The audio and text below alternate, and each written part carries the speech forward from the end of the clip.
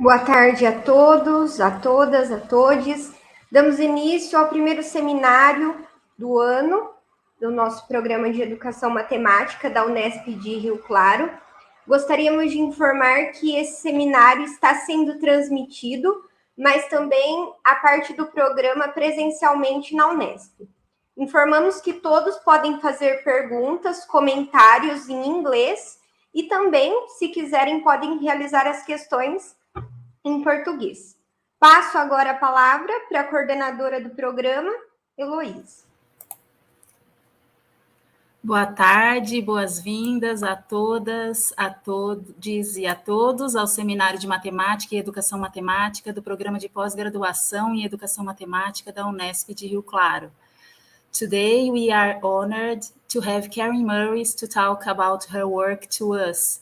Natalia is going to introduce her, but I would like to say publicly thank you, Karin, for accepting our invitation and so kindly sharing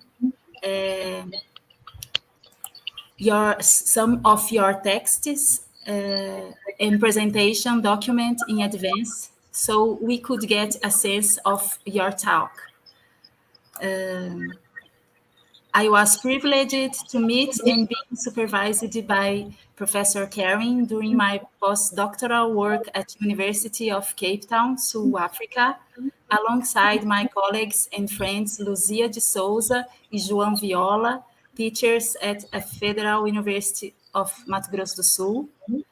Karin not only generously welcomed us, including us in her study groups and classes, but also entrusted us with the participating in a project coordinated by her at UCT about children, technology, and play. We were impressed by the theoretical acumen and creativity of Karin's work, involving the critical post-humanist philosophy and the decolonization of early childhood discourse. It was such an amazing experience for us to work with her team. I am very excited that she is here today and to hear her to talk about the difractive teacher. Welcome, Professor Karin Murris, in Portuguese now. Hoje temos a honra de ter Karin Murris para falar sobre o seu trabalho para nós. A Natália vai apresentá-la, mas eu gostaria de agradecer publicamente Karin por aceitar nosso convite e compartilhar com gentileza alguns de seus textos e documentos de apresentação com antecedência para que pudéssemos ter uma noção de sua fala nesta palestra. Eu tive o privilégio de conhecer e ser supervisionada por Karin durante meu estágio de pós-doutorado em Cape Town, na África do Sul, ao lado dos meus colegas Luzia de Souza e João Viola, professores da Federal do Mato Grosso do Sul, aqui no Brasil. Karin não apenas nos acolheu, incluindo-nos em seus grupos de estudo e aulas, mas também nos confiou a participação em um projeto que coordenou sobre crianças, tecnologia e brincar.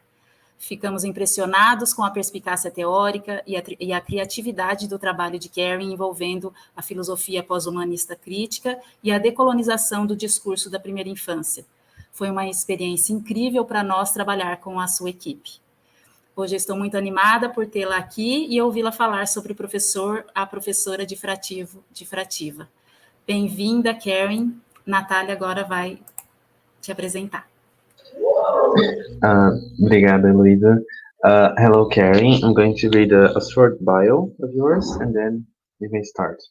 So, Professor Karin Murris is Professor of Early Childhood Education at the University of Oulu, Finland, and Emerita Professor of Pedagogy and Philosophy, University of Cape Town in South Africa. She's a teacher-educator and grounded in academic philosophy and post-qualitative research paradigm. Her main interests are in philosophy of education, childhood studies, ethics, democratic post-developmental pedagogies, children's literature, and digital play. She's principal investigator of various projects, including the Post-Qualitative Research in Higher Education Collective from 2021 to 2023, Children, Technology, and Play from 2019 to 2020, and Decolonizing Early Childhood, Critical Post-Humanism in Higher Education, 2016 to 2019 in South Africa. Her books include The Post-Human Child, 2016, with Joanna Haynes, Literacies, Literature and Learning, Reading Classrooms Differently, from 2018, Picture Books, Pedagogy and Philosophy, 2012, and she's also co-editor of the Routledge International Handbook of Philosophy for Children and editor of Navigating the Post-Qualitative New Materialist and Critical Post-Humanist Terrain Across Disciplines, from 2021, and a glossary for doing post-qualitative, new materialist, and critical post-humanist research across disciplines. She's also chief editor of the Routledge Post-Qualitative, New Materialist, and Critical Post-Humanist Research series, and section editor of the Routledge Encyclopedia of Qualitative Research and Methods, which is in progress. She also has a manifesto, the Post-Human Child Manifesto, co-authored with Brenda Reynolds, which we can send the link to find, so you guys can find it on.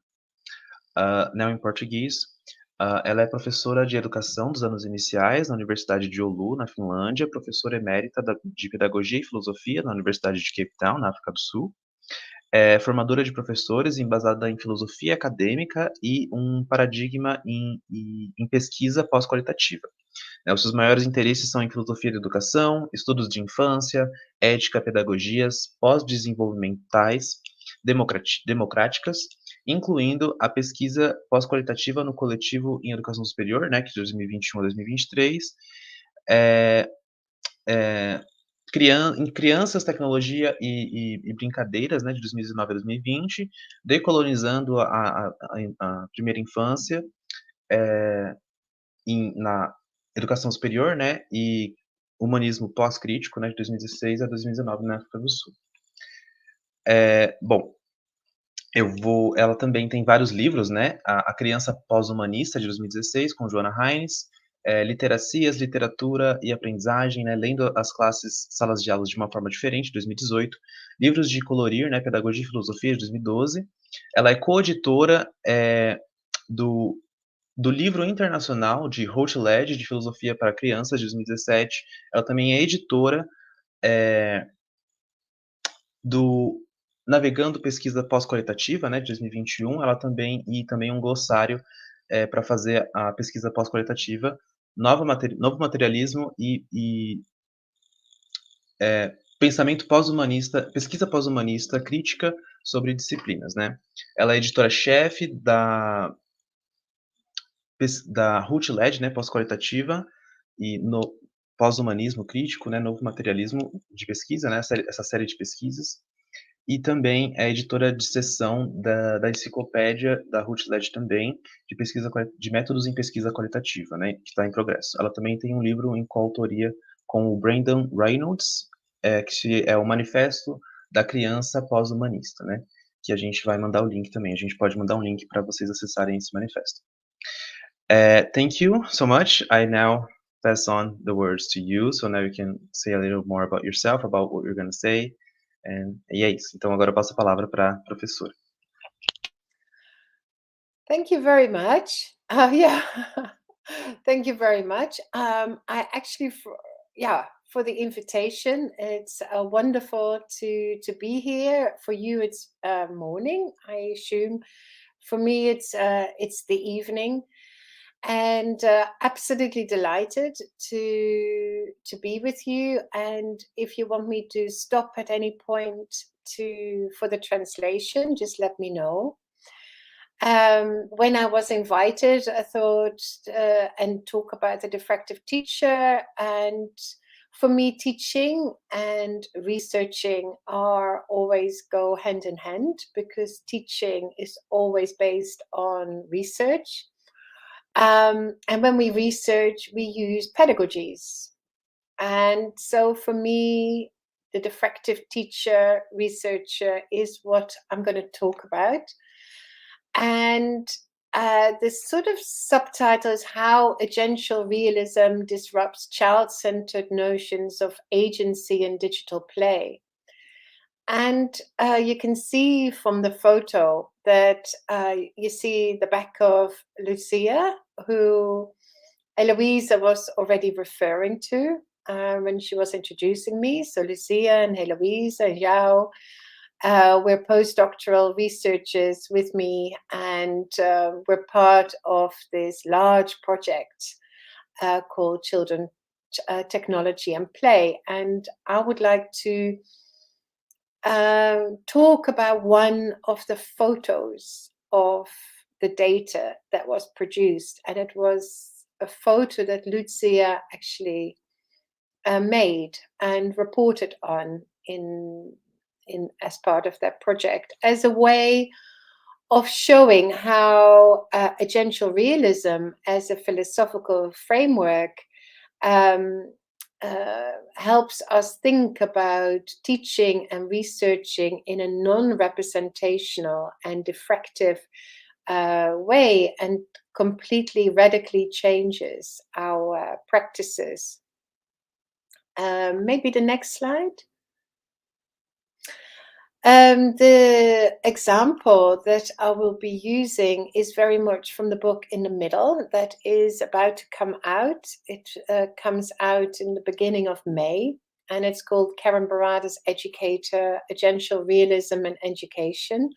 And some of what I'm presenting is in chapter 3 of this book. And in the introduction, there was already mention of the navigating the post-qualitative, that's just on the left, and the glossary. So especially for people interested in post-humanist, new materialist, and post-qualitative research and teaching, these are hopefully useful resources. They are written for postgraduate students and their supervisors. So, and they also come with a website that will have resources on it. But we've only just started, really. But yeah, so that is the for further follow-up. If next slide, please, and let me know if I go too fast. So this was the project that I'm going to talk about, is Children, Technology and Play Study. It was a collaborative project with the University of Sheffield, and the PI was someone called Jackie Marsh, and I was the PI at the University of Cape Town, where I was working until 2 years ago. And what you can see on the right-hand side here, you can see some results of the comparison of the two countries. That was UK and South Africa. And I don't really want to focus on that, because the idea never was to make it a comparative study. I'm going to really focus on the qualitative data and just one particular photograph. But I will introduce you to the team. If you can show me the next slide, please. So the study, if you're interested in the report that we wrote about the study, then you can find it on the Lego Foundation site, and you just search for Children, Technology and Play and Lego Foundation, and then you can read the research report. The next slide. And for people that don't know South Africa very well, South Africa is one of the world's most unequal countries, as you can see, and this time cover, and it shows really beautifully how, well, powerfully is maybe a better word, how on the left-hand side of this dual carriageway, this road, you see people living in very luxurious houses and with swimming pools and lots of gardens. And on the right-hand side, you see an informal settlement or a township, and Eloisa and Lucia also, as researchers, were researching on the right-hand side of this road. So in a settlement that looked like that. On the right-hand side here, you see the questionnaire. You see a photo that became the icon of the project, and I'm going to talk and analyze this photograph using agencial realism. And agencial realism is a post-humanism or post-humanist philosophy developed by feminist philosopher Karin Murris, who's also a quantum physicist. And the next slide, please. So here, as you can see, also the photograph was put on t-shirts and really became the icon. And here are some members of most members of the research team. You see her, Lucia, you see Eloisa here. I won't mention all the names, but here are main researchers, and also one in Teresa Joasa from Johannesburg, who is in the screen here on the laptop. So this was us. Next slide. And so now to introduce you to this qualitative part of the South African study. So we had 10 case study children, and Lucia and Eloisa were part of the Brown group, and they researched with 4 of the children. And the person I would like to focus on is Zuko, who was during this study the age of 6. And you can see Zuko here with there's an arrow. And yeah, probably I don't have to say much at this point, no? So next slide. So when we analyze as post-humanist photographs like this diffractively, what is that like? What is it like to look at this from a non-representational way? How can we read this differently, this photo as data?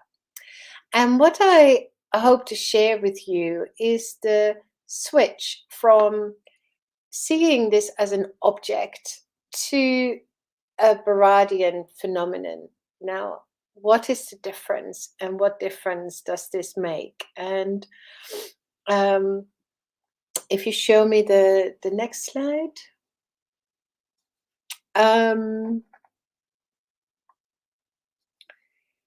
Okay, so Karin Murris, in their book Meeting the Universe Halfway, is profoundly shifting research practices across academic disciplines.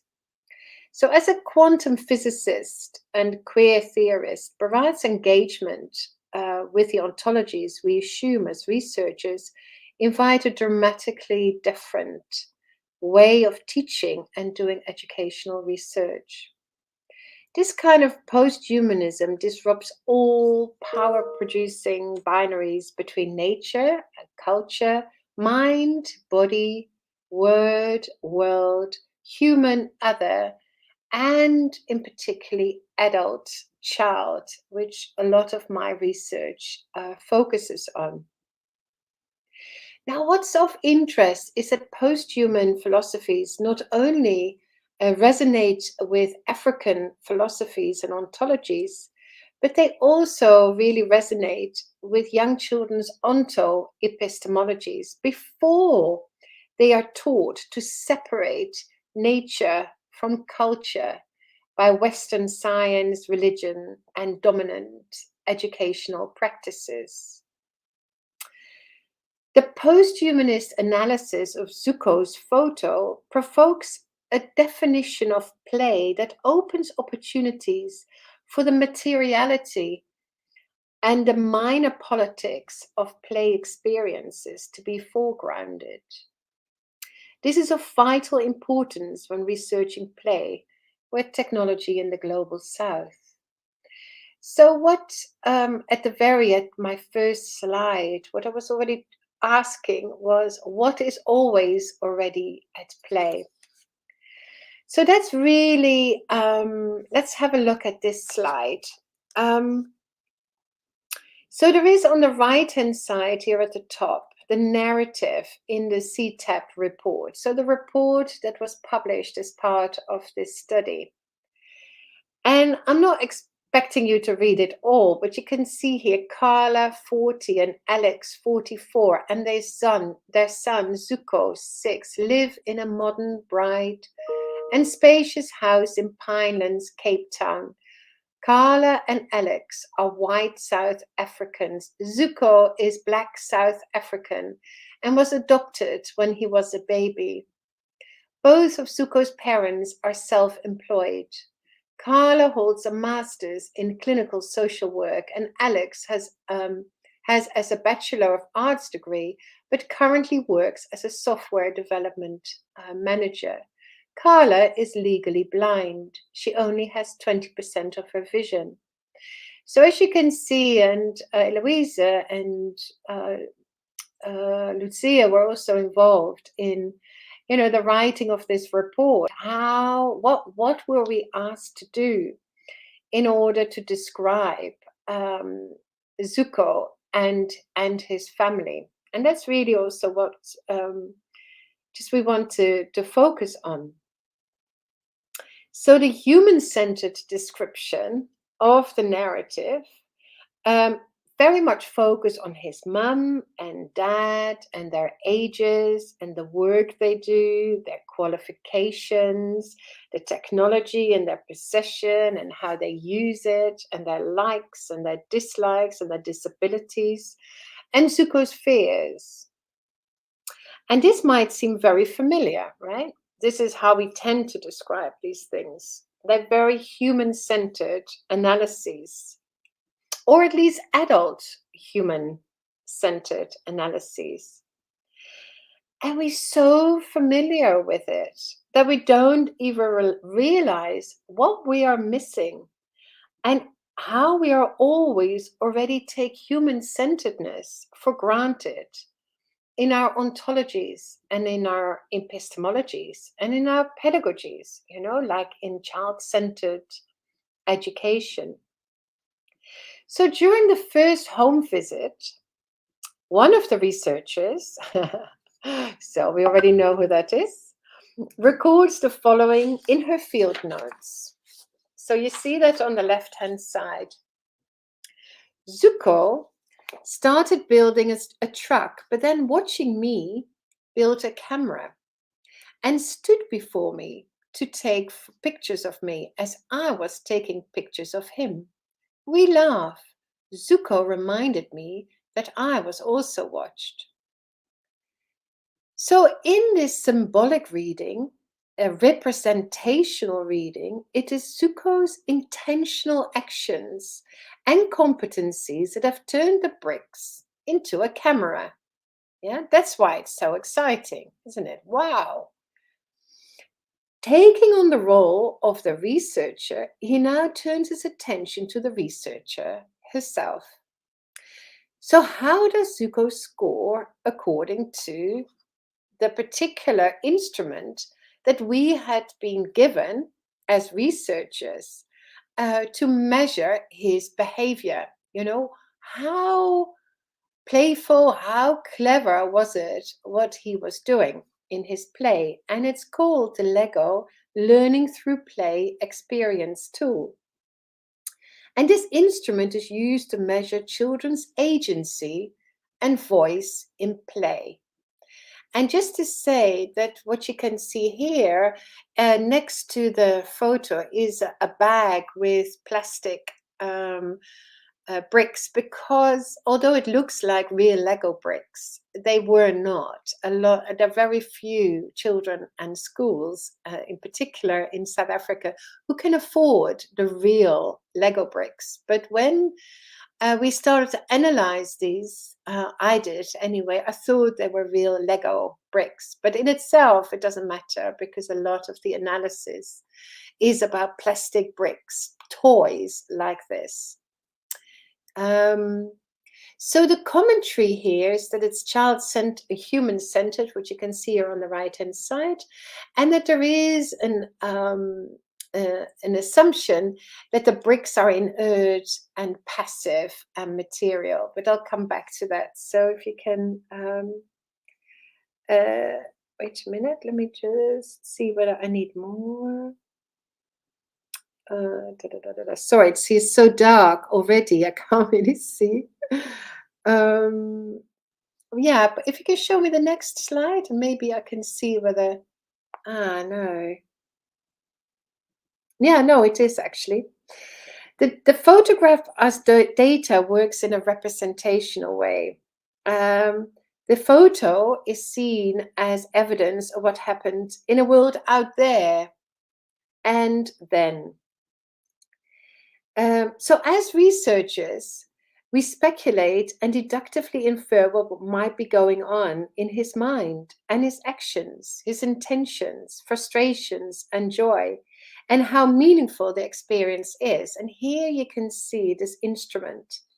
So we use these instruments to try and find evidence about his agency in transferring the experience of learning through play to other aspects of his life. So you can see here what at the sort of lower end is non-play, and then on the right-hand side you can see joyful, actively engaging, iterative, meaningful, socially interactive. And then it would fall under, is he unhappy and sad? Does he understand the purpose of the experience? So here are all sorts of indicators to measure how he's doing in terms of his agency in play. And then what you can see here is that it's not hard to see that just by looking at this photograph, that it's clear that he is quite high on the scale of play. You can see he's got new insights. Wow, he's actually turning. He's actually created a camera and he's turning it against or towards the researchers. So these are very high order skills, cognitive skills for a child of 6. So you could see he feels a sense of accomplishments. He's invested in the event. He's deliberate about the changes that he's making. He's showing how relevant the experience is for him. And he's playing with the researcher collaboratively, right? So you can see how he's really scoring high. Whether it's transference, we don't know. Whether he's going to transfer this kind of experience to the future, we don't know, because we're not in the future yet. But what else is going on? So that is really the questions I'm going to ask here at this point. What else is going on as a matter of fact in this event? What is it we might be missing when we only focus on the child human? And importantly, why does it matter? So it is that so what question, why bother? Thinking about those kind of questions when we teach or whether research. The next slide, please.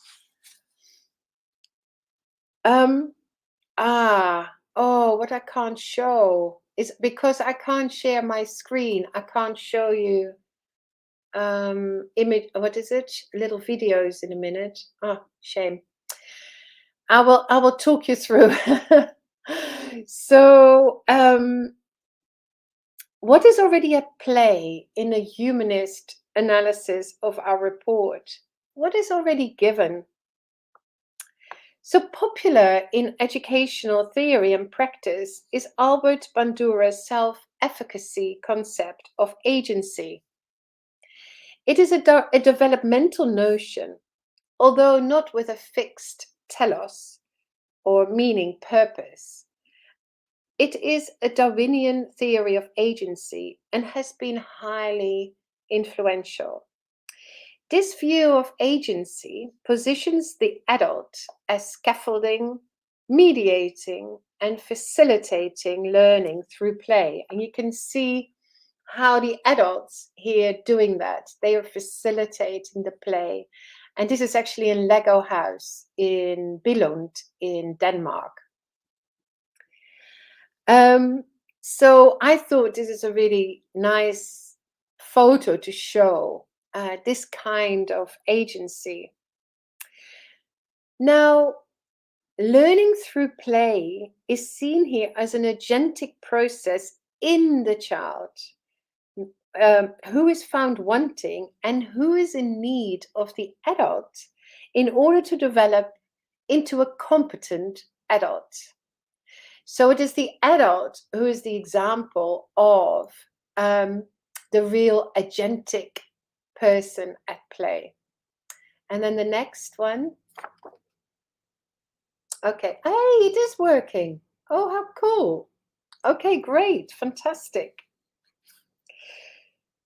So would the following representation, so again, this is representational of agency, improve our understanding of agency in terms of equality and equity. Here you can see me also in Lego House, moving bits of Lego onto a table. It also takes place in Lego House.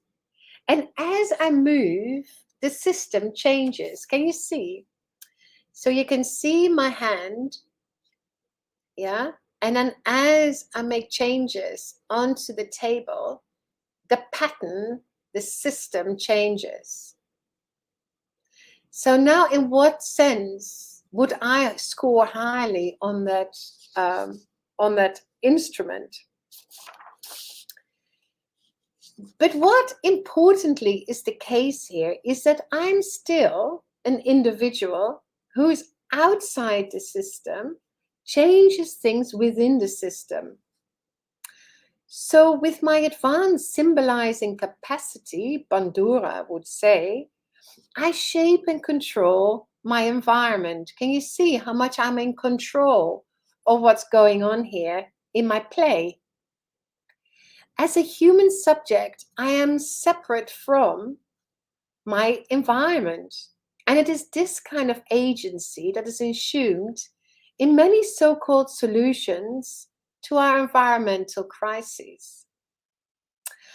I am not part of a human and more than human relations, but outside them, ontologically speaking, and this affects how we understand knowledge production.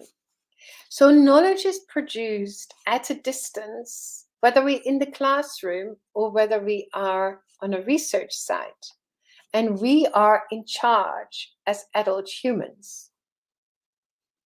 Next slide, please. So the trouble is, and as you can see here, you might not have seen in the beginning what this is. This is a human hand. What is a human? See, these are important, crucial ontological questions. And it is those kind of ontological questions that inform our epistemologies and our pedagogies, and with it, the binaries that construct our practices. Wait a minute, where am I? So the clip takes us by surprise because we tend to think of humans as bounded bodies. And this is because at macro scale, how we see ourselves in everyday human perception, that is the case. But in what way do human cells differ from non-human cells? Barad argues that the distinction between micro and macro is human-made and arbitrary, already given.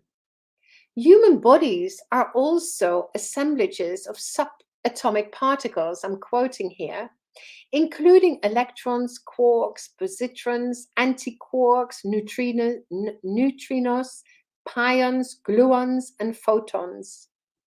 And as biologist McFawn, Gay, points out our bodies are not only, not even primarily, composed of cells from our close kin.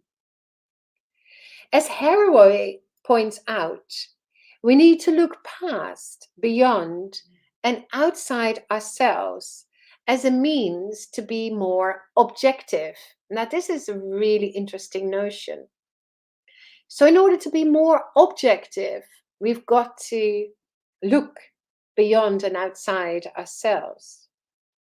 Striving towards objectivity is achieved not by disentangling and disengaging the subject from the object, as in much research, but by taking responsibility for how the knowing subject and her apparatuses, for example, digital technology, are always already ontologically entangled in what is produced. Humanist individualized notions of transcendent subjectivity, such as voice, freedom, agency, and causal production, still matter, but they need to be reconfigured ontologically if we also value notions of dependency, distributed life, and complex relational ecologies. Post-humanism calls into question what counts as data, what, when perceived as raw, brute, inert, passive, simple, concrete, lifeless, etc. And here a quote from Mirka Koro and her colleagues, you can see data are always insufficient. Something must always be done to them to render them fit for human consumption. Data are implicated in deep questions about boundaries and justice. So to go back to the photograph that Lucia took, it is, what was it that was going on in that moment that she and the camera and us as other researchers and Lego and the whole setup and our educational system, what were we always already doing to render that photo fit for human consumption? So we're going to have a look at that. The next slide.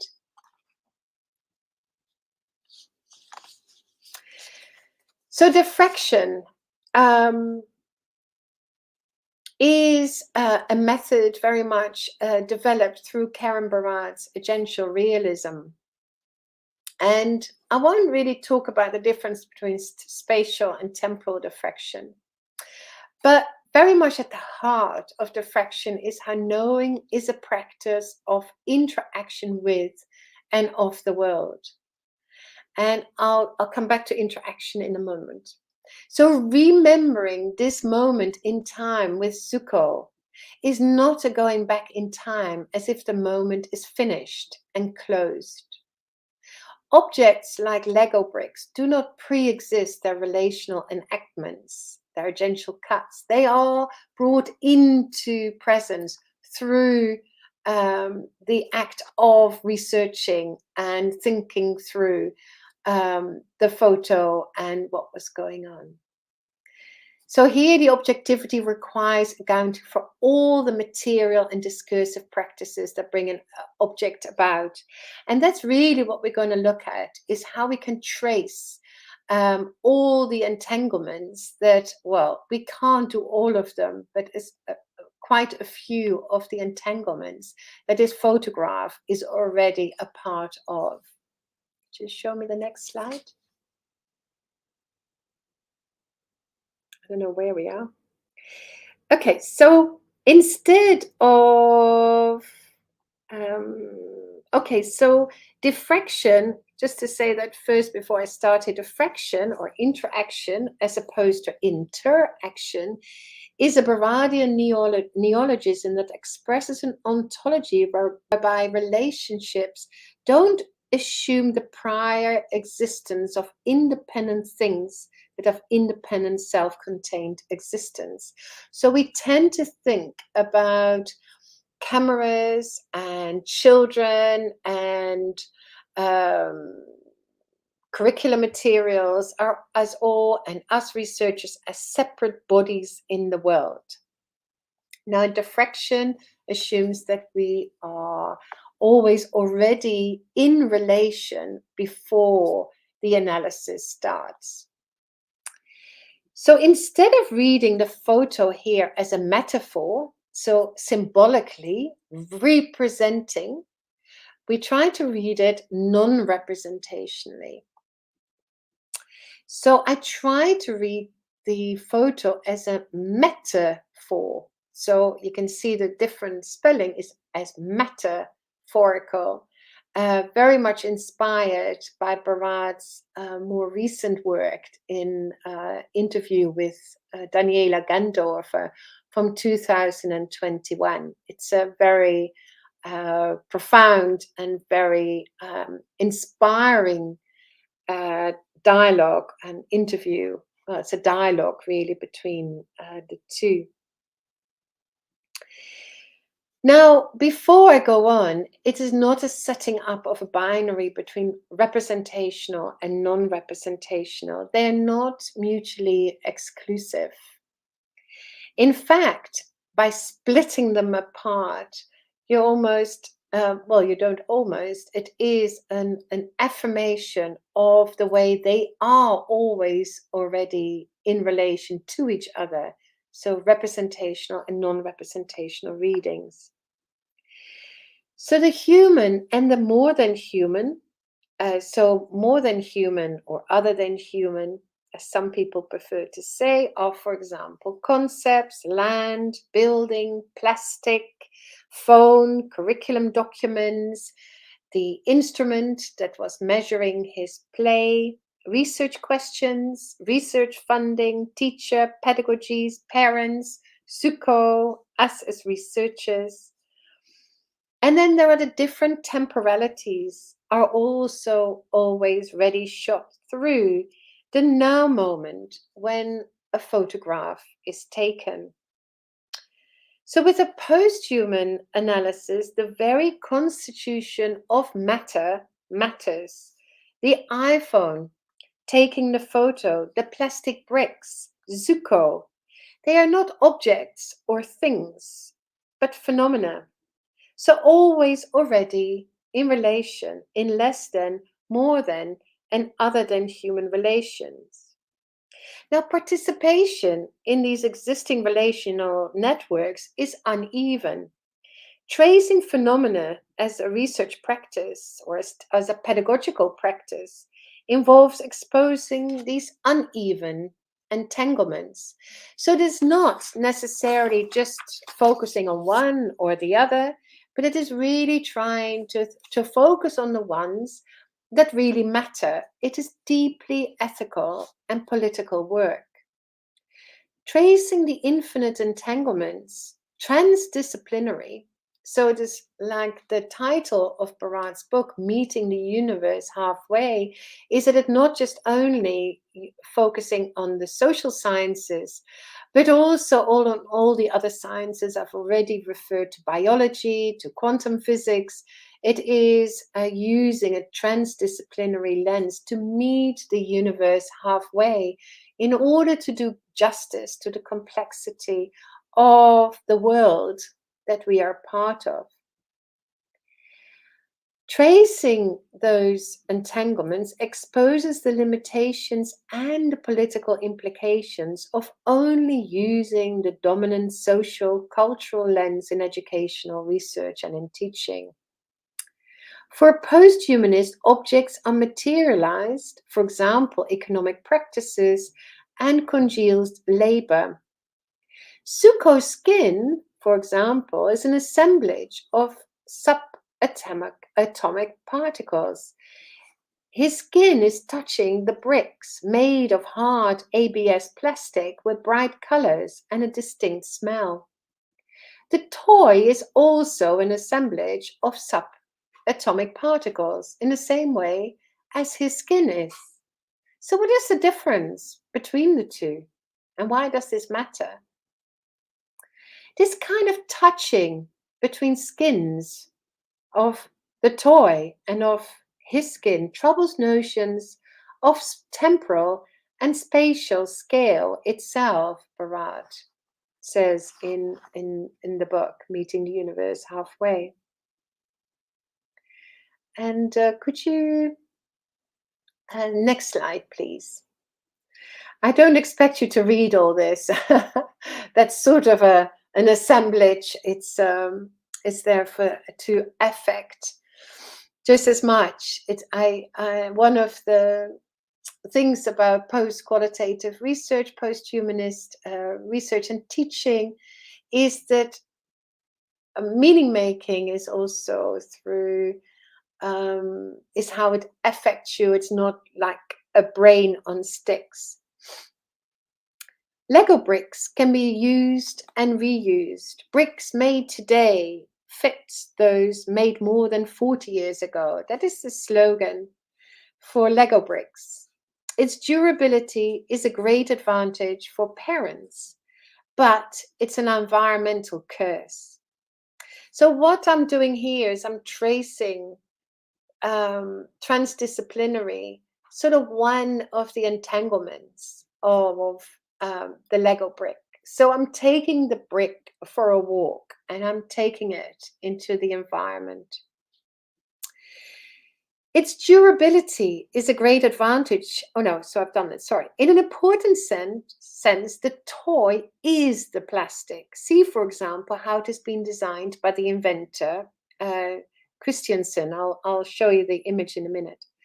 Finding environmentally friendly alternatives are as good as impossible without changing the toy itself. So the toy is the plastic.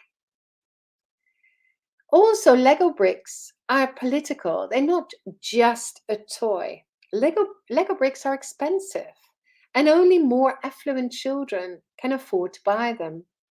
As I already mentioned before, few of the South African children in our study own them. These toys that only middle class, mainly Western children, can afford are produced by cheap labor produced elsewhere, when at the risk of bankruptcy, Lego relocated its factories to China and to Mexico. I think this was in 2004, if I'm not mistaken.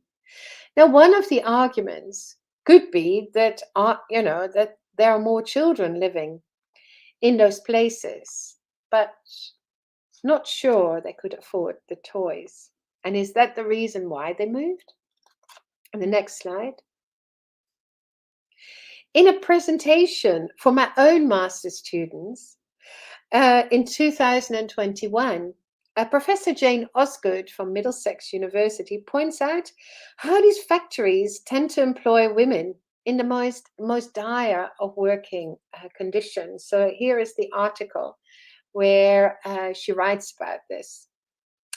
The material discursive conditions of the way in which Lego bricks are produced isn't separate from the toy Zuko is holding in his hand. So this is really important. It's not saying, oh, we want to keep the politics out. It is part of the toy. The relation is there, whether we acknowledge it or not. See, that's the important thing. We can say, oh, it doesn't matter, but it's still there, as a matter of fact. Ontologically, it's simply the case. So what would it mean to respond to the brick, given the more than human as an opportunity to respond? And the next slide. So here what you can see is the brick here and how it has been designed, amazingly so, by its inventor. This is what I've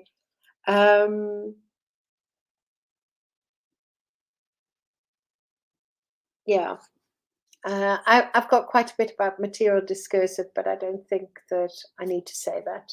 Okay, next page, next slide.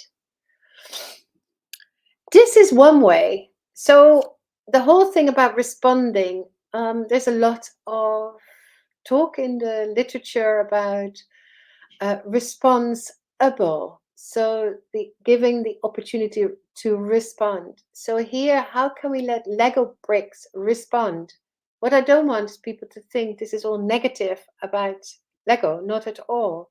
It is thinking about how we can engage and stay with bricks in a non-representational way, in a diffractive way. And you can see here how Lego is responding and can materialize differently within the world that we as humans are already part of. So this is very interesting. This is this patchwork. Oh, sorry, you can't see that. It is from a website called This Patchwork, and so it is the patchwork, and all over the world, Lego bricks have been used to patch up parts of public spaces where they've been put to use in a very productive way. And this in Sao Paulo. I don't know whether anyone has ever seen that, but I saw that on the website where, this is just part of this. Is this a bench? Is this a step? Not quite sure. Might be near you.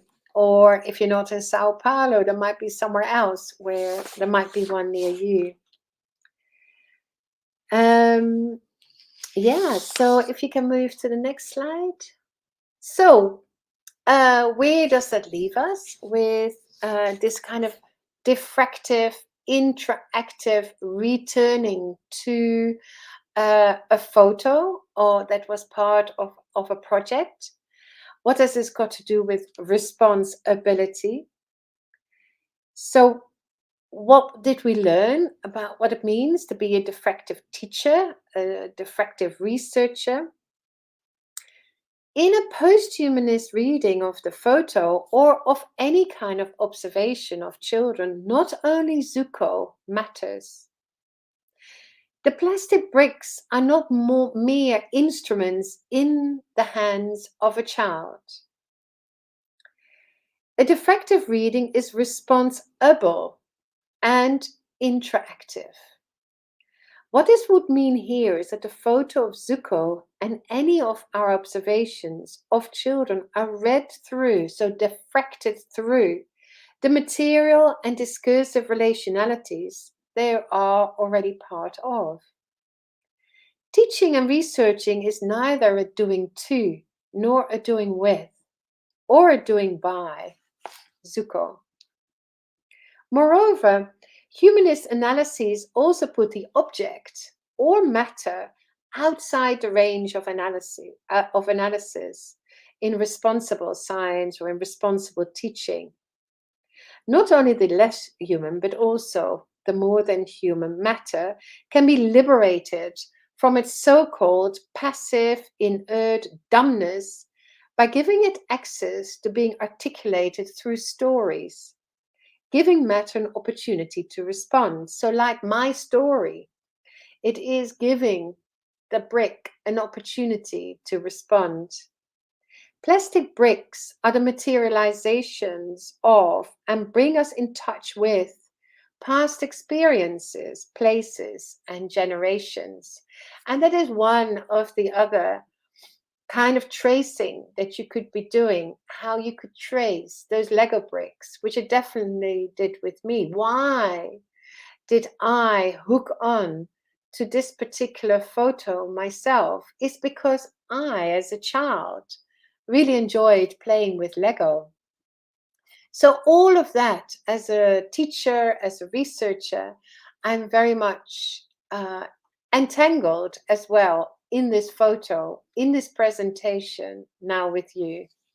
So I'm just going to hand you back over to Eloisa and all the others who make this possible, all entangled with this presentation, and then see what people have made, whether there are questions. It's really hard to do this kind of teaching when I can't see your faces and I can't see your responses. I can't give you the opportunity to respond to my ideas. So maybe let's see whether there are others here in the room who would like to pose some questions, some ideas. Natalia, help us. Bom, pessoal, so thank you, Professor, first. So we're going to open up for the questions from the public. And we also already have a few questions from a group of students that are having a course with Professor Eloisa and Professor Luzia. The course is on, just one second. So the course they were having is on methodological discussions on diffractive movement and critical posthumanism. And they had classes there, and they put together a couple questions after reading your work on diffractive movement. And so I'm going to read a block of 3 questions of these, and then we can move on to another block of questions from the public. Is that okay? Okay. I'm just going to translate real quick. I'm just going to fill my glass with plastic bottle, actually. Então, pessoal, a gente tem umas perguntas que o pessoal da turma da Heloísa e da professora Luzia já tinha preparado na disciplina sobre esse tema, né? Discussões metodológicas sobre o movimento difrativo no pós-humanismo crítico. Então, aí a gente vai ler umas 3 perguntas desse grupo. Depois a gente pode abrir também, né? Se vocês puderem mandar pergunta para a Ilha pelo WhatsApp, quem tiver online ou quem tiver presencial, né? Aí a Ilha vai passando as perguntas para mim também. Bom, primeira pergunta eu vou ler a pergunta em inglês, e aí depois a professora vai responder em inglês e eu vou traduzir a resposta, tudo bem? Okay, so first question. The quantum entanglement of all human and non-human phenomena interacting with one another means, as we say in the case of the diffractive teacher, that it's possible to say where the boundaries of every entity, including people, lie. This lack of bodily limits is not just epistemological, but ontological. Could you talk more about these limits in some examples, and how does the question of knowing this world come into play? So that was the first question. The second question. Oh, just let me so is that where are the boundaries basically, and then what are the implications for knowledge? I think. Anyway, yeah. Yeah, and then next one. Okay. Second question. For a long time, it was thought that only indigenous people had to decolonize themselves. But his affirmation of the presence of humanity in Descartes' thought, that is, of its radical separation of body and mind, shows the need to break this binarism. In this sense, how can other cultures welcome the discussions and practices of indigenous people who have been doing this for some time? Think about their own decolonization process. What can the school education do in this sense? What can school education in school? What can the school do? What can schooling? Yeah. Mm-hmm. Okay, mean. Oh yeah, nice. Thanks. Okay. Okay. So the third one, from the first block. Is there a difference between the system of symbolic signs and the system of semiotic signs when we refer to language? Could you say that one again? Is there a difference between symbolic signs and the system of semiotic signs? So symbolic and semiotic. What's the difference when we talk about language? Yeah. Is that okay? Yeah, I'm still not sure. Are there similarities, or what is the exact question? Are there similarities? Are there differences? What are some of those differences? between Right. semiotics and Yeah. symbolic. Okay. Yeah. Maybe the people who ask the question, they can ask follow-up questions.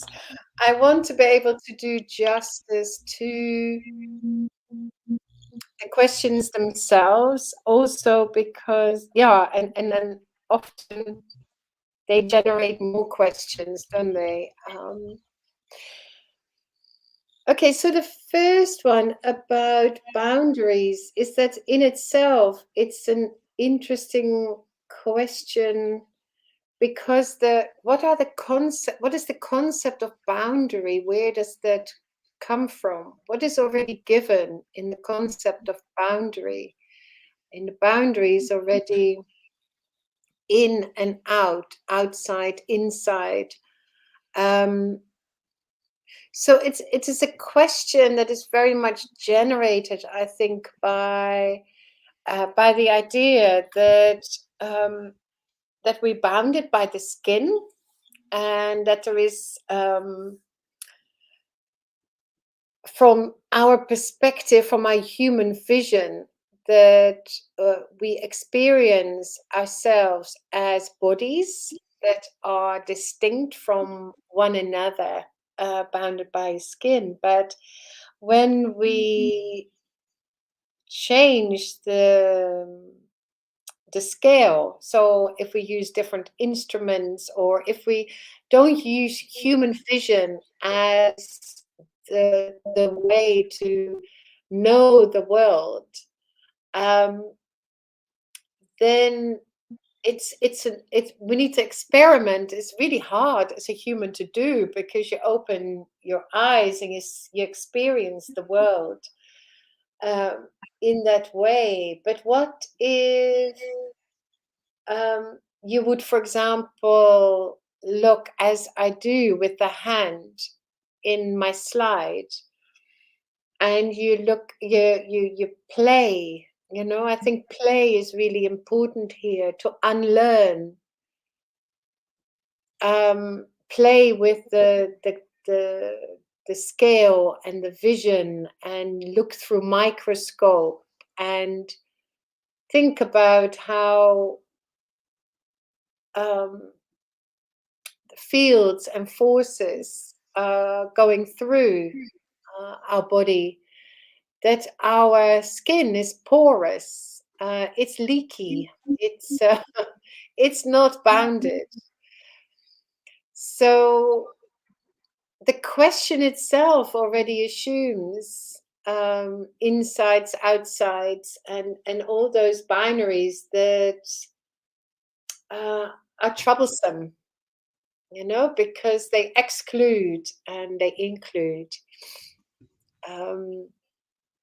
I don't know whether that's an answer to that first question. And then the knowledge that is possible when you don't take boundaries as givens, is that it is staying with, it's getting tuned in, feelings felt, the effect, the atmosphere. And in education, we tend to think that what's happening in the foreground in classrooms are the children and books and teachers and maybe the furniture, but we think that the atmosphere, the smells of that come through from the kitchen, the wind, the sound of birds outside, that they're in the background. But what if they're just as much part of what's happening as part of learning? What if we would see them as learning, part of learning, that's part of knowledge production?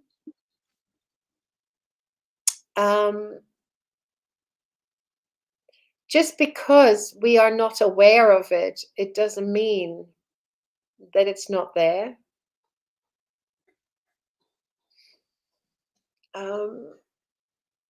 And that includes the land, the land on which actually goes nicely to the next one, that includes the land on which schools are built, and at the expense of animals that were there once before. It also means that, and this is very much with temporal diffraction, how what is not there is also part of what is there. So in certain schools, you could say that if children cannot afford the school fees, or they can't walk far enough to go to school, or they're very hungry, or they have to look after their siblings, and can't make it to school, that their absence is just as much part of the presence. Not being there is also part of it. But anyway, I'm going on now.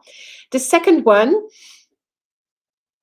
what can schooling mean and do for decolonization, and for, is it indigenous peoples who need to decolonize, or what is it that decolonization could mean in schooling? And I think is an absolute crucial role that we can play in schools is unlearning, or maybe not teaching, not educating these very strict binaries between, for example, alive and dead. And as a teacher educator in early years, one of the things that is in all the textbooks is that the difference between alive and dead is what we teach our student teachers to teach to children, as this is alive and this is dead. And young children very much have animistic philosophies, that they are fluid, they don't think as much in binary, in between binaries, between those very important categories, like indigenous peoples. So often what I say is that it's not so much the Western male, masculine, rational ways of thinking that are the problem. They are very often also adult ways of thinking, and young children need to be educated out of these kind of animistic ways, non-anthropocentric ways of thinking. Now, in schooling, what we then tend to do is to teach in a representational way about the world. And so we teach children often about animals that they've never seen and might never see, through worksheets, through representations, through drawings and photos. And that's about the world at a distance, but not experiencing. They're not part of that world. And especially now when it's risky, or so. And it's not the same as taking children into the nature and let them experience nature as something pure and romanticized at all. But it is seeing education as something that is part of a worlding process. And I say much more about this in the Post-Human Child Manifesto that Natalie, you were already referring to. That's a YouTube clip, and I just sort of explain really in much detail how the nature culture binary that is not in many indigenous ontologies present, so where it's nature culture, and also in young children's onto epistemologies. That what we do as soon as we come to school, we use culture over nature as a way of educating children.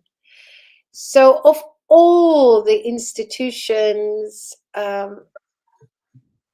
can't see a more important role for primary education, early childhood education, to to help preserve the ways in which we can inhabit a very different way of relating to the world. And decolonization is not something you can do for others. It is something that is iterative. It is in the doing all the time of engaging with the world, within the world, differently yourself. And so, in a sense, and I in the book that is just coming out next month, is that I talk about diffraction as a childlike methodology, and very deliberately, and because it is a way of becoming in the world that is very much that is educated out of us, and look at the trouble that it's causing in terms of the environmental crisis, capitalism, wars, militarism, and especially quite close to where I am at the moment. Yeah. So can I pause before just to translate a little bit? I'm sorry. Then we can take back the third question, okay? The third question, yeah? Okay, just a little pause. Yeah. Okay, so I'm going to translate. Wow, ok. Ok, so, então a primeira pergunta que era sobre os limites, né, das pessoas, né? Então ela fala assim que a própria pergunta, ela traz uma ideia de que a gente já está limitado pela pele, né, e pela perspectiva da nossa visão, que a gente percebe como corpos, né, corpos distintos uns dos outros, né. Então quando a gente muda as escalas, né, se a gente, por exemplo, usa instrumentos, por exemplo, né, como modo de conhecer o mundo, né, essa experimentação, essa mudança é difícil de fazer, porque a gente geralmente não experiencia o mundo dessa forma, né. Então quando você olha para minha mão, né, o que você está vendo, né, na tela, né, que ela fez assim. Então é interessante mudar essa escala, pensar em campos e forças passando pelos nossos corpos, né? A nossa pele, por exemplo, ela tem poros, né? A nossa pele, ela tem vazamentos, né? Então tem buracos ali também, né? E a própria pergunta, então, já presume essas limitações do corpo, né? Então o conhecimento que é possível é diferente quando a gente não toma esses limites como dados, como necessariamente obrigatórios, né? Então na educação, o que acontece no foreground, nas salas de aula, a gente pensa, por exemplo, que a atmosfera do local, a cantina, o ambiente, a janela, isso tudo é um plano de fundo, mas na verdade isso também faz parte do aprendizado, né? Não é porque a gente não está, tipo, consciente disso, é que aquela coisa não está lá. Isso também inclui a terra, né, onde as escolas, literalmente o território onde as escolas foram construídas, né, que foi construído a custa dos animais, foi construído a custa de outros povos que já estavam lá antes, né? Então também tem isso daí, né, também tem a ver com uma difração temporal, e o que não está lá também é parte do que está lá, né? Por exemplo, se nas escolas as crianças não conseguem participar, seja porque precisa trabalhar, porque precisa estudar, porque não tem condições, essa falta das crianças lá também é a presença delas lá, né? De uma certa forma. A segunda pergunta sobre o significado da educação, a escola sobre decolonização, né?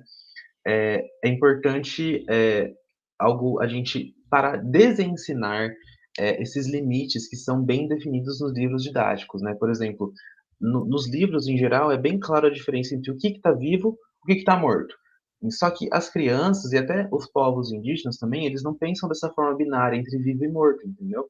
Então, isso é uma coisa. O problema não é exatamente o pensamento ocidental do homem branco cis. O problema é que a gente acha que as crianças precisam ser educadas de uma maneira que eles precisam mudar de ideia sobre o que é vivo, o que é morto, ou seja, que a gente precisa trazer elas para esse pensamento binário, né? Então a gente ensinando as coisas de formas diferentes, né, a gente ensina as coisas, né, de formas representativas de coisas que as crianças não veem fisicamente. Por exemplo, os animais, a gente mostra as fotos dos animais, mas eles não vão lá na natureza ver de fato os animais, sabe? E isso é complicado de falar porque não é também sobre levar as crianças para a natureza, para uma floresta de uma forma romantizada, né? E ela fala também sobre isso no livro, né, que eu mencionei no começo, aquele manifesto pós-humanista sobre criança, né, e ela reforça também que o binário de cultura e natureza, isso não existe, essa binariedade não existe muito nas ontologias indígenas e também para as crianças, né. Então, o que quando a gente chega na escola, a gente usa a cultura muito acima da natureza para educar as crianças, né. Em todas as instituições, eu não vejo um papel mais importante para a educação infantil do que ajudar a preservar que a gente pode habitar o mundo de várias maneiras diferentes. E outra coisa sobre a decolonização é que decolonização não é algo que a gente pode fazer pelos outros, né? É engajar com o mundo de outra forma, né? Então ela também falou que vai sair um livro mês que vem e que vai falar sobre difração com uma metodologia infantil de forma bem deliberada, né? Que é uma maneira de se tornar no mundo. É isso. Okay, so that was the translation. That's impressive. Thank you. Wow. So third question. Yeah. So the last one, I'm not sure I can say a lot about, other than, for me, the symbolic is the representation of the world, right? So it is a human representation by giving symbols that signify something in the world, and semiotics. It's also it's what the language, and how the words stand for something in the world. So they are representational ways of understanding the relationship between a human's way of making knowledge or epistemologies, and the world that is at a distance. So it's creating a distance between us and the world. But that's, so to what extent that the way, of course, language also create worlds in its materiality. So I don't know whether I probably don't do justice to that question. I'm not quite sure. Yeah. Okay. So symbols, of course, you would have that with numbers too. And so they also stand for something in the world, rather than seeing them as plastic or stretchable, or as, of course, colleagues in mathematics think about them.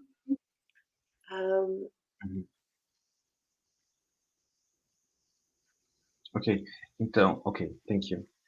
Então, sobre a diferença entre signos simbólicos e o sistema de semiótica, na verdade, ela vê coisas parecidas.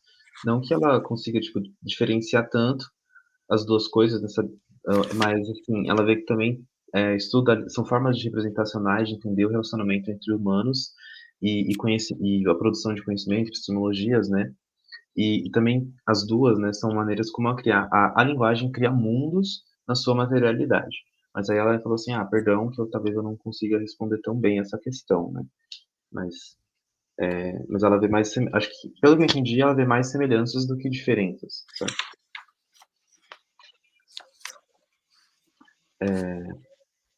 Okay, so we have a couple more questions. Is that okay? Yeah. Okay, so it's also from the group of students from Eloisa and Lucia's course. Okay, so how is the relationship of critical post-humanist intellectualism with the indigenous peoples of Africa? One more. How to escape the object/subject binarism in research, and particularly in research in mathematics education? Sorry. So the first one was about indigenous peoples of South Africa and how it's related to critical post-humanism as an intellectual. Okay, nice question. Okay. And then the second one was the object, and could you say that again, please? to escape, to plead the binarism of object and subject in a research as a researcher, and mainly, if you can, in researches in math education. So the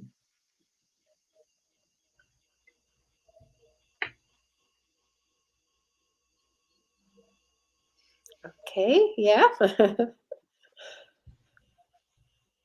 Got that one, I think.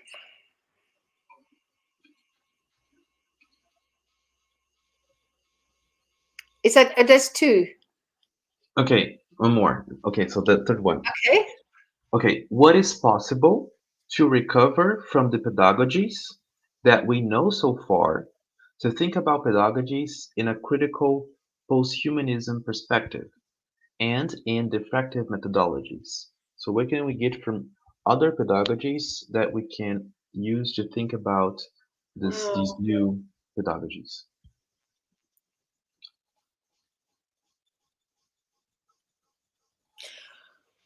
Oh, yeah.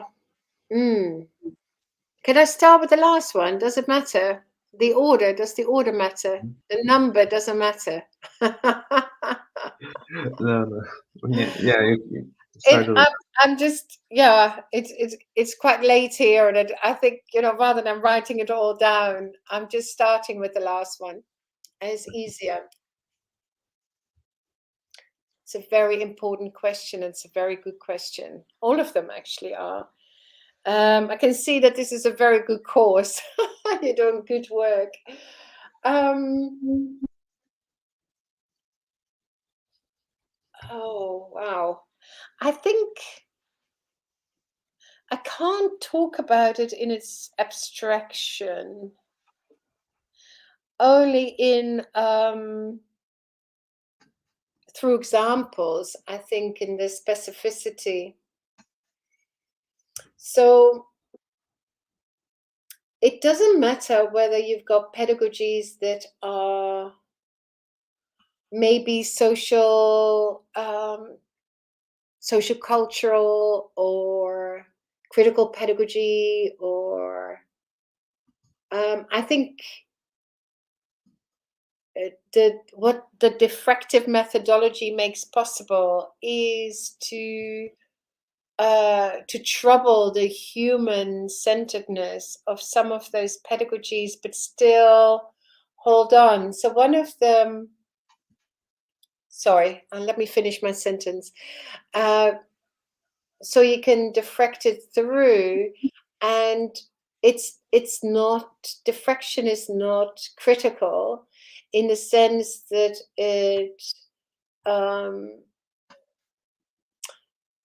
it says, oh, this is rubbish, it's not, as my friend and colleague Joanna Haynes always says, it's not a cut and paste, so that we say, oh, all these pedagogies are rubbish, and oh no, she says, delete and insert. I love that. So it's not delete and insert, like, oh, we just want to get rid of everything and now we're inserting new pedagogies. And I think one of the things that always bothers me is that what you can see is that are very rich pedagogical practices. For example, in early years, where we work with materials a lot, and that, for example, in Radio Amelia, as an approach to early childhood education, that has got such rich potential to think about how the environment has got agency in teaching, and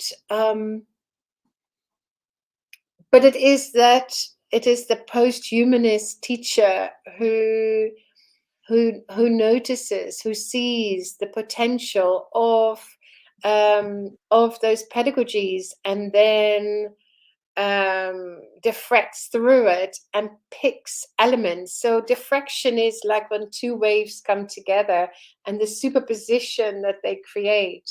So here the post-humanism or the ontology, and then the the pedagogy, like philosophy with children, also very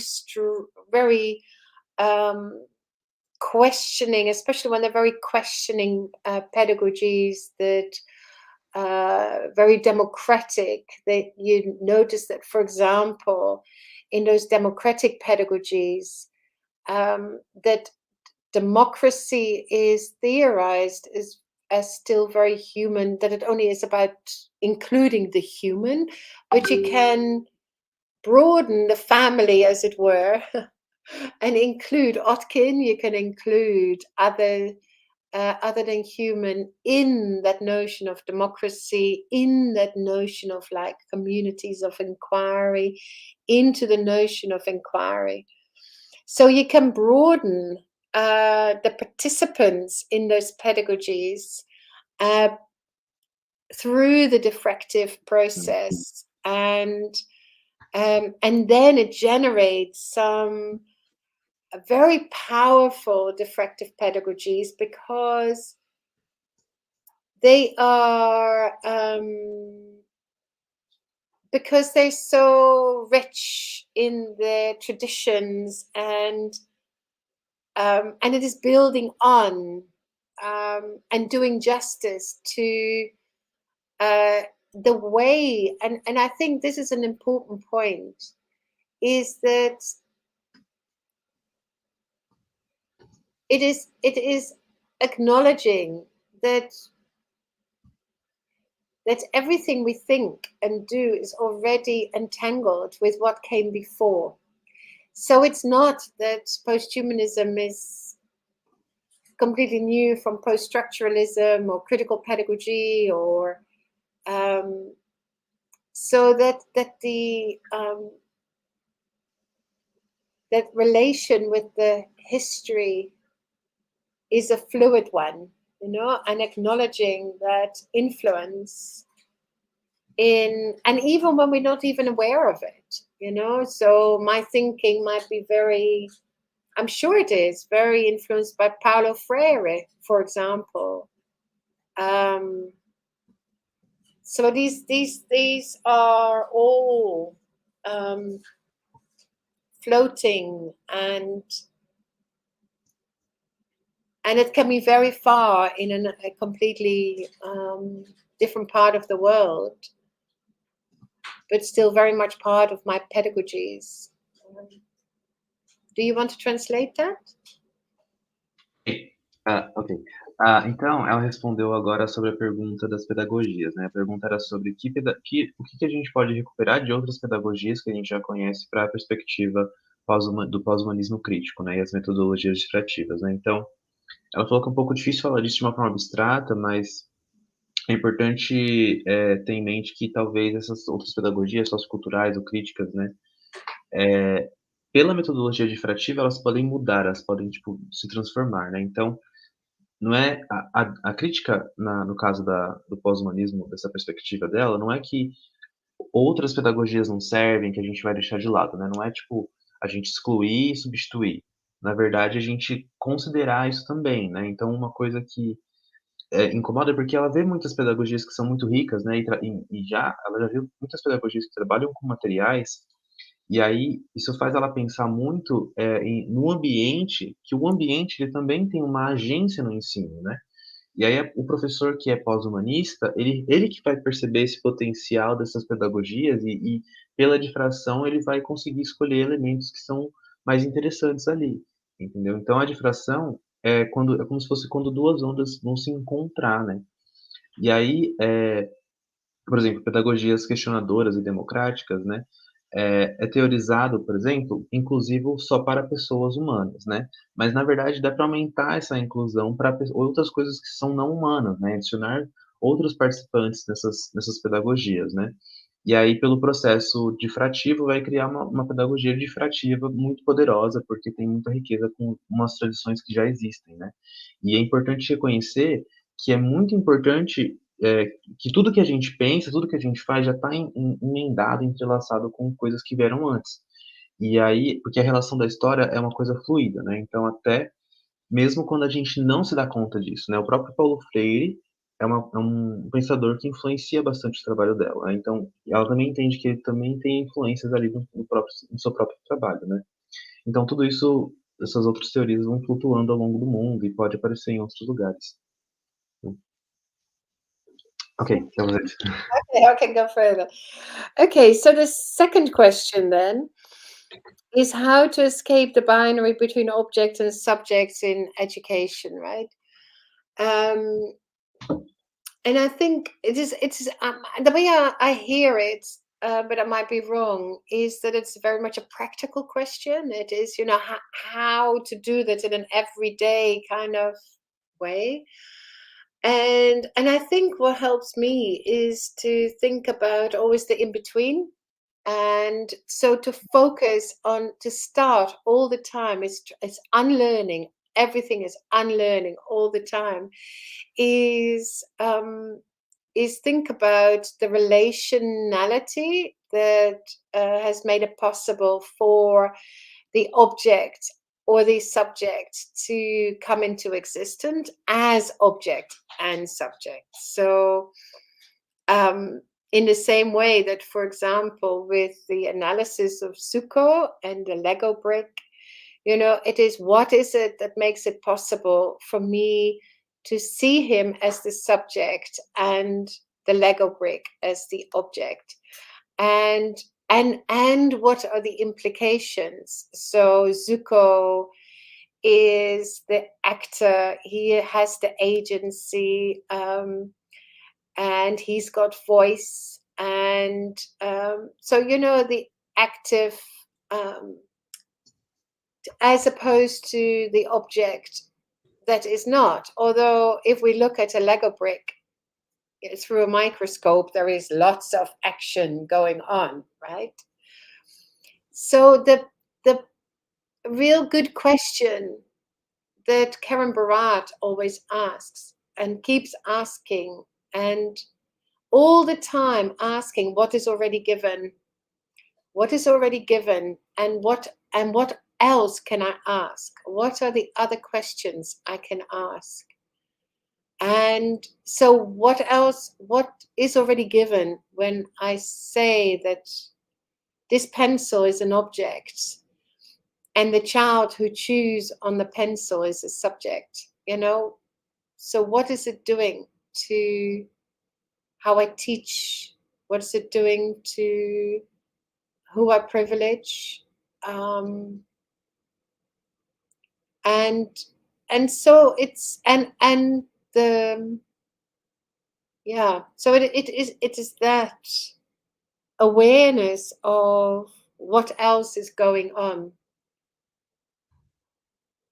that I might not be aware of, but maybe should be aware of. For example, that the pencil, perhaps it comes from the Brazilian rainforests and and can you see? So it's all related. So start with the relations that make the object and the subject come into existence as objects and subjects. Do you want to translate that first, or shall I go to the first one? It's your call, okay? Might be easier for you to do it now. Okay. Então, eu vou dar uma traduzida, né? Então, a pergunta sobre como escapar do binarismo objeto-sujeito na pesquisa, e em especial nas pesquisas em educação matemática. É uma pergunta que ela entende que seja uma pergunta mais prática, né, do dia a dia, né? Então, para ela, a resposta está em você pensar no entre, né? Sempre pensando desaprender, né? Então, pensar um pouco na racionalidade sua, que tornou possível que esse objeto, esse sujeito, exista como objeto ou sujeito. Então, por exemplo, na análise do Zuko, né, o bloco de Lego, o que torna possível para a gente ver o Zuko como um sujeito, né? Ele é um ator, ele tem voz, ele tem agência. O ator é diferente do objeto, o objeto não atua. Mas, ao mesmo tempo, se você vai olhar para o bloco de Lego no microscópio, você vai ver muita ação lá. Você pode ver os elétrons, os prótons, né? Então, uma autora que ela menciona, o Barad, né? Ela pergunta o que está dado. O que mais eu posso perguntar? O que já está dado como verdade quando eu digo, por exemplo, o lápis é um objeto e a criança segurando o lápis é um sujeito? O que isso significa para a minha prática pedagógica, né? Essa consciência do que está acontecendo, que talvez eu não tenha me dado conta ainda, entendeu? Por exemplo, o lápis pode ser que venha da floresta brasileira, amazônica, né? E aí tudo tem uma relação, né? Então, começar com essas relações que tornam as coisas objetos, que tornam as pessoas sujeitos, né, na nossa concepção. Okay, so the first one is about indigenous peoples of South Africa and in its relation with critical post-humanism as a sort of intellectual movement or philosophy, I suppose, as a way of sort of summarizing it. And I think, not sure if I do justice to it, but I think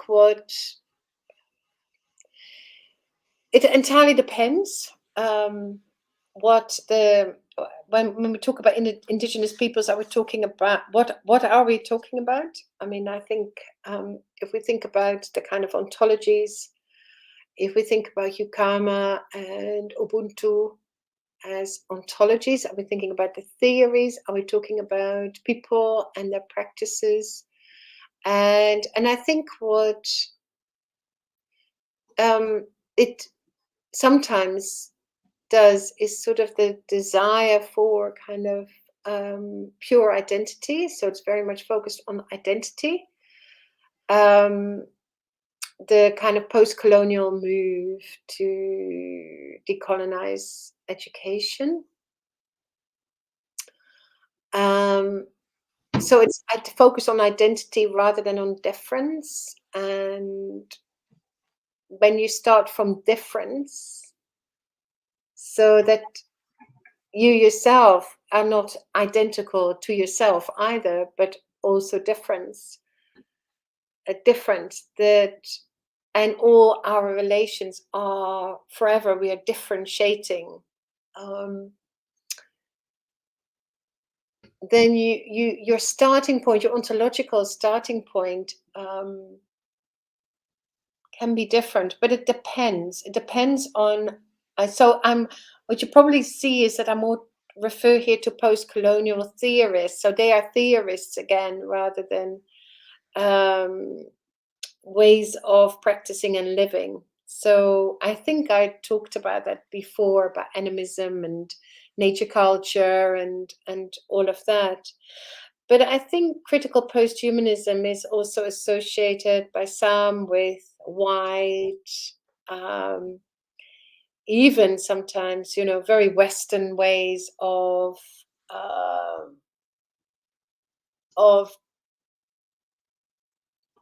basically, and especially, that is the critique what's given to new materialism. So that's not new, because what new materialism and giving agency to matter is what indigenous peoples have done for centuries.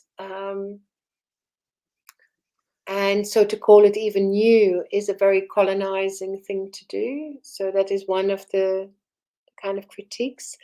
But I think it's also very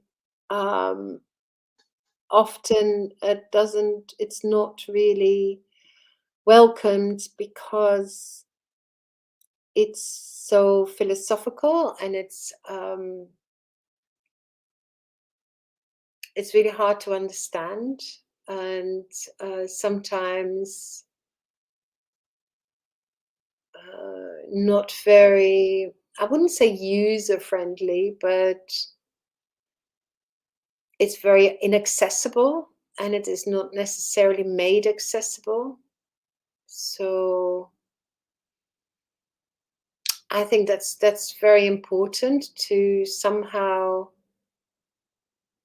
make it accessible through practicing, because there's no binary between theory and practice, but very much enacting it all the time as a way of doing, as a way of showing, as a way of illustrating, because learning, how can you learn about critical posthumanism if it's not a theory that you can use or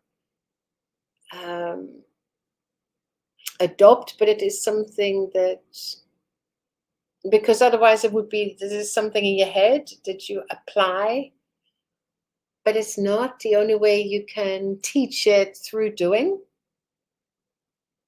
and by doing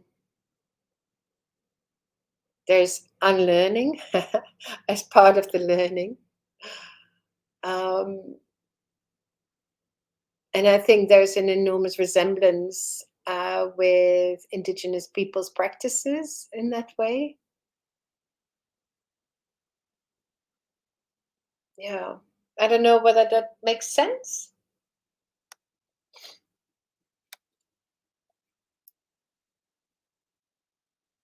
I'm going to translate.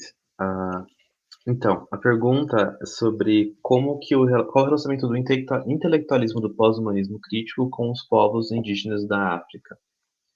E aí a resposta é que depende, né? A gente está falando, então, de que povos, né? A gente está pensando nas teorias, nos povos, nas práticas. E então, a própria pergunta é muito focada na identidade ao invés da diferença, né? Por exemplo, quando você começa olhando a partir das diferenças, você mesmo não é idêntico a você mesmo. E isso é forte na cultura da natureza, que segundo ela, é uma cultura comum, né, com os povos indígenas, né? E o pensamento do pós-humanismo está relacionado com o pensamento ocidental, né? Então, o chamar de novo materialismo já é uma coisa colonizadora por si só, né? E esses conhecimentos são difíceis de entender porque não são acessíveis e não necessariamente é feito para ser acessível, né? Então, eu acho que é importante a gente tornar acessível pela prática, como uma maneira de mostrar fazendo, né? De ilustrar essas coisas usando, né? Então, aprender que não é só que isso é uma teoria que você pode adotar, né? Porque senão pode virar uma coisa só na nossa cabeça. Mas também a gente colocar isso em prática, né? Pode ser uma coisa que a gente vai aprender fazendo e aprender desaprendendo, né? Ela fala bastante sobre isso. Isso também tem semelhanças com as práticas indígenas. Okay, so Professor, we're already very much on time, but we still have the last two questions. Is that okay?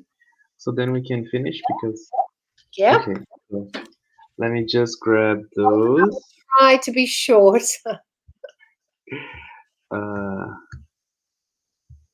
One second.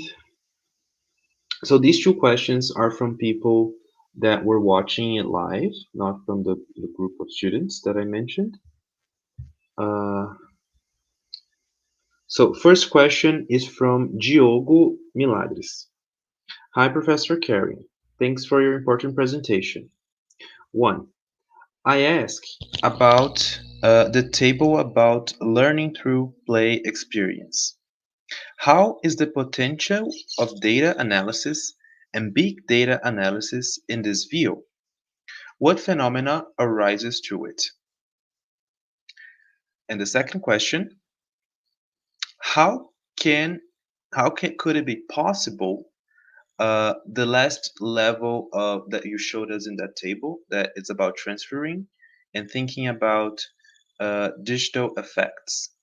How can we get to the transferring level that you mentioned while you're looking at through a digital perspective, like the effects of digital media, I think? Is it clear? Okay. I'm not sure. How can this possible the last level? So the transference is that, for example, in Zuko's case, that what he learned from that experience was that he could, with Lucia, become the researcher, and by becoming the researcher, that, for example, at home, he, because of the response, and what he learned from that experience, that he could do the same at home or next time, or because first of all he was researched, and then Lucia was research, and then he became the researcher. So he was the swapping of the roles. And then to what extent the swapping of the roles between adult and child he would be able to transfer, for example, in taking photos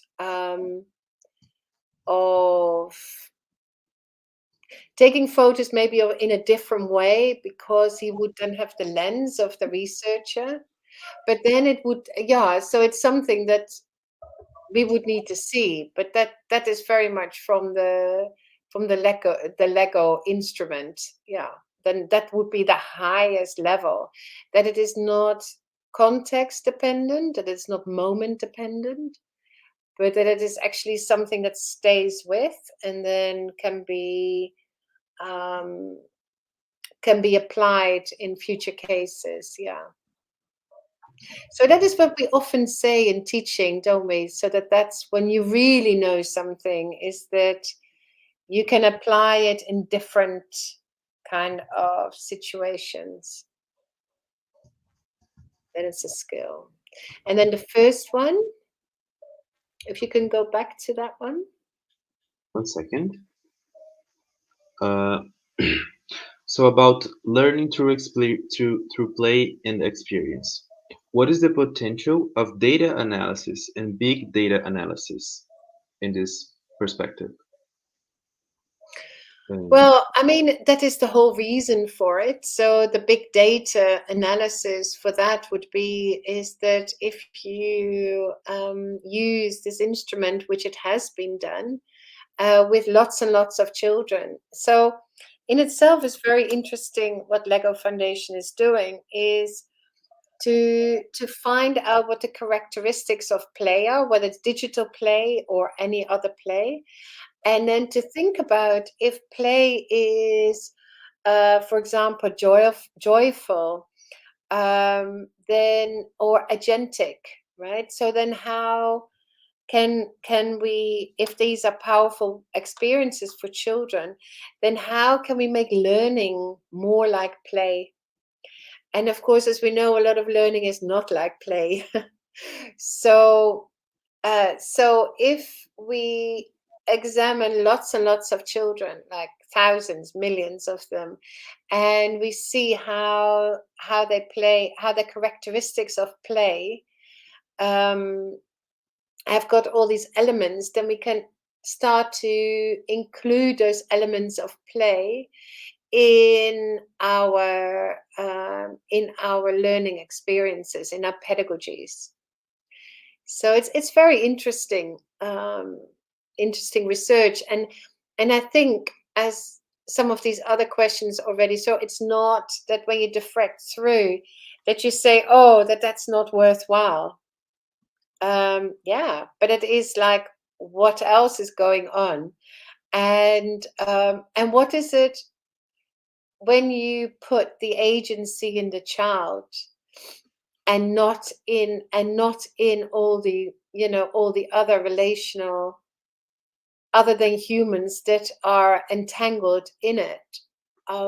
What are you missing in terms of objective science? So this is really interesting, how if you're interested in objectivity and responsible science, then the politics of the power producing binaries that you already assume to be true are already given. So, and this is Karin Murris's really important point, I think, about quantum physics, about any science, is that the politics is already shot through the science. It's not, and the ethics. So it's not something that comes after. And I know that you're all mathematicians and with maths. So with maths, it's not like, oh, we do pure maths and then we have the politics or the ethics, but how mathematical as a symbol, as a symbolic science system, is already political. And it includes big data. This also works for numbers. Thank you. Ok, então, respondendo a pergunta dela, né, sobre como atingir, primeiro sobre como atingir o nível da transferência, né, que ela tinha perguntado, né. Primeiro, com o Zuko, ela percebeu essa transferência quando o Zuko mostrou que ele poderia se tornar o pesquisador, por exemplo, né, ou na casa dele, e por causa das respostas dele, né. Primeiro ele foi o pesquisado, depois ele virou o pesquisador, né, então teve uma troca de papéis entre o adulto e a criança, né, e ele percebeu que ele poderia tirar fotos, por exemplo, de uma outra maneira, né. Então, é claro que essa transferência a gente só consegue ver quando ela acontece, mas esse seria o nível mais alto, né, e é o que a gente fala geralmente na educação, né, que a gente realmente aprende alguma coisa quando a gente consegue demonstrar que a gente pode aplicar essas coisas, esses conhecimentos em situações diferentes, né. E sobre Big Data, quando é um instrumento que pode ser usado para muitas crianças, né, então brincar, digital ou não, né, a gente precisa pensar quando que esse brincar tem uma agência, quando que esse brincar é prazeroso, né. Então, como essas experiências podem ser poderosas para crianças, como que a gente pode fazer o aprender ser uma coisa que está relacionada com o brincar, né. Porque são coisas muito diferentes, aprender e brincar. E aí, se a gente olha para muitas crianças e a gente olha para como que elas brincam, a gente pode pegar elementos e a gente pode incluir esses elementos nas nossas pedagogias, nas nossas práticas, né. E, de novo, difração não é você, tipo, jogar fora o que você já sabia antes e pensar em coisas novas. Na verdade, é para você mudar essa perspectiva, né. Então, o que que acontece quando a gente coloca a agência na criança? E a gente tirando os seres humanos em geral, sobra a natureza. O que que a gente está deixando de lado às vezes, né. Então, se a gente quer, tipo, objetividade, se a gente quer um pensamento objetivo, né, as políticas, as binariedades, elas a gente geralmente já presume que elas estão dadas, né. E aí ela menciona de novo o Barad, que fala sobre a questão do big da que fala sobre isso também, né, em questão da física quântica, né. A política, ela já está na ciência, não é uma coisa que vem depois, né. Por exemplo, na matemática, né, que é o nosso caso, a matemática, a gente não pensa assim: "Ah, eu faço a minha matemática aqui, depois eu penso na política". Não, o sistema matemático já é político, né. Isso também inclui o Big Data, né, as ciências contábeis. Wow. You're amazing. Thank you. Thank you. Thank you. Okay, okay, so that was all the questions. We have a couple more questions, but I think we ran out of time, so I think we could, clear you and maybe send the questions through email. Yeah, definitely. Okay. Yeah. So we'd like to thank you so very much for participating. And Professor Louisa can have the word now. Okay. Yes, thank you so much, Karin, for your very interesting and relevant presentation and for your comments about the questions. I can say you brought more elements to us to consider what aspects and questions the post-humanist perspective brings to our research and actions as researchers, as teachers, as well as bring us interesting tips about the diffractive teacher. Thank you so much. Thank you, Natalia, for the amazing translation to us. Yeah, very good. Hope to see you in face-to-face in some moment. Thank you very much. And I hope you really enjoyed seeing the project in this way. Bye. Bye-bye, bye-bye. Take care. Bye. Em nome da comissão, nós agradecemos pela participação de todos, desejamos uma boa semana e até o próximo seminário.